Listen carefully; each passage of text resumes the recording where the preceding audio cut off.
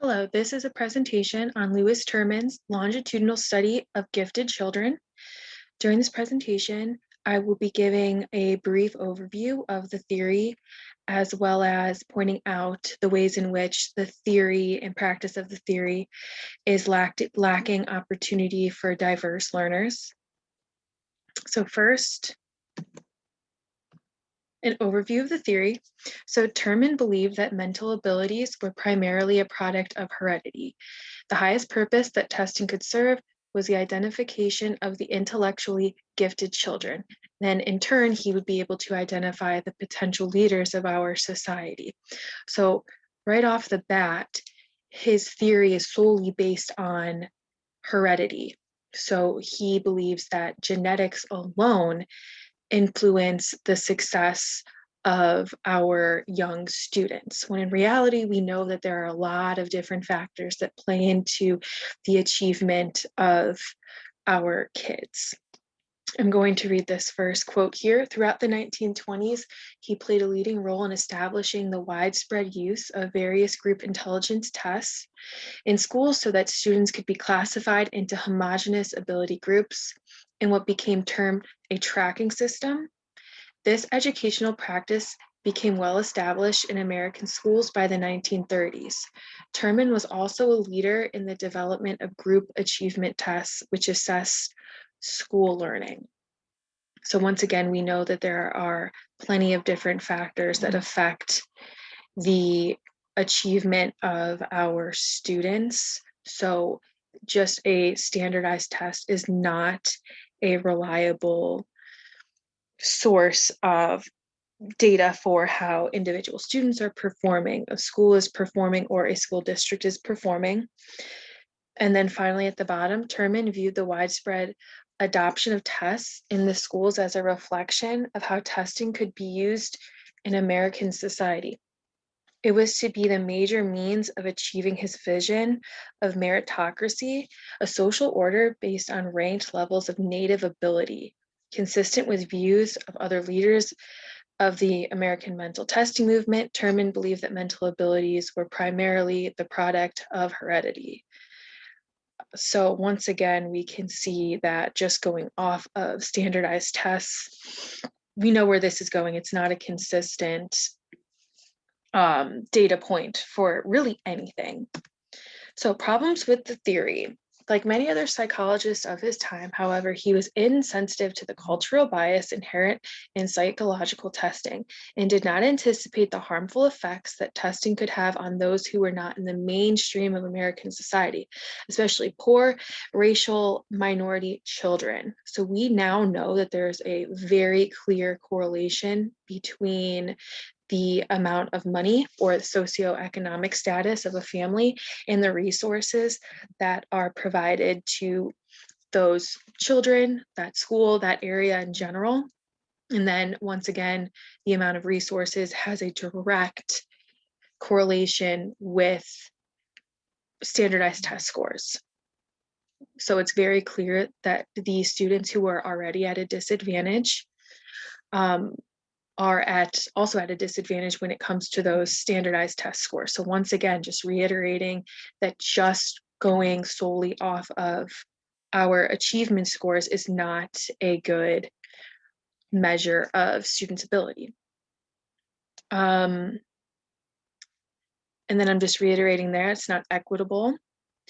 Okay, at the bottom, if children come from advantaged families in stimulus-rich environments, then they are more apt to succeed on items in standardized achievement tests than will other children who are mesh as well from the test measure. And I'm going to give an example of that in a moment. I just wanted to point out that although today we know that Terman's theory is very flawed, that he was on par with the other researchers and theories of giftedness for the 1920s and 30s.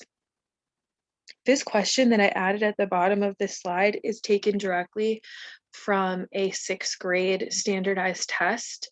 And I chose to include this just to point out an example of the inequities in the standardized tests. So you can see here that the question is asking a plant's fruit always contains seeds. Which of the items below is not a fruit? And then you can see there are 4 different options there. So this question is assessing students' ability to find the food here that does not contain seeds.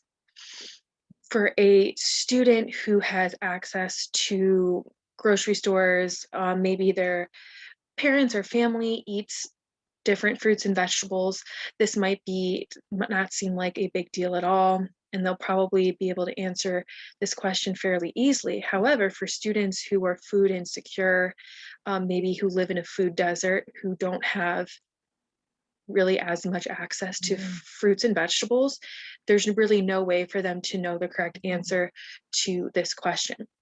So this is just one example of the inequities that come to the surface when we just solely rely on achievement tests. Here are a few things that I wanted to include just to reiterate the correlation between money and achievement scores. You can see the image here on the left is pretty staggering.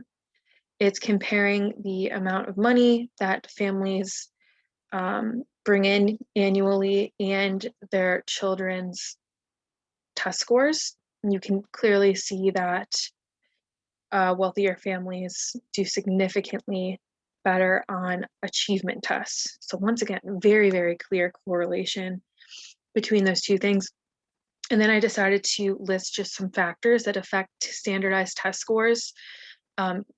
So how familiar you are with the testing format.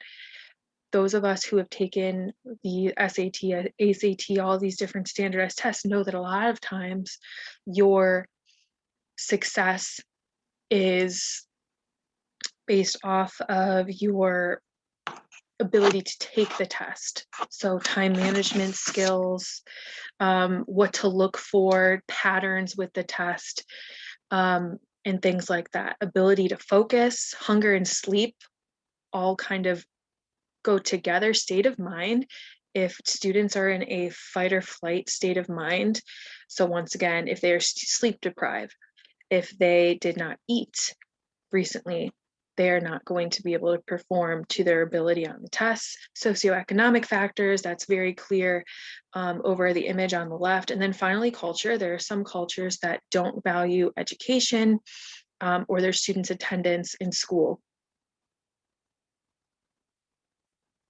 This image is just showing the distribution of students enrolled in public elementary schools. This is from 2017.